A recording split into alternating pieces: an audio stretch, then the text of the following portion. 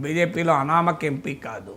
So ఇతను మాట్లాడిన తీరు ఎంత స్థాయిలో మాట్లాడాడు అంటే ఈ దేశంలో జరుగుతున్న అంతర్యుద్ధాలన్నింటికీ చీఫ్ జస్టిసే కారణము అని మాట్లాడాడు.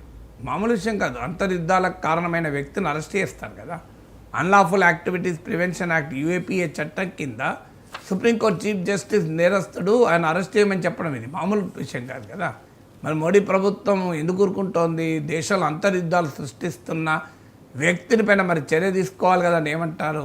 అసలు అంతర్యుద్ధం దేశంలో జరుగుతుందా? వాట్ ఈజ్ ఈ స్పీకింగ్? భారతదేశంలో సివిల్ వార్ నడుస్తుంది. సివిల్ వార్ అంటే ఏం మామూలు పదం అది?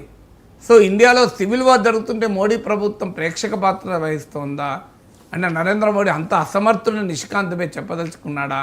ఎందుకంటే ఇంటర్నల్ సెక్యూరిటీ, అంతర్గత భద్రత అనేది ఉమ్మడి జాబితాలో అంశం కదా.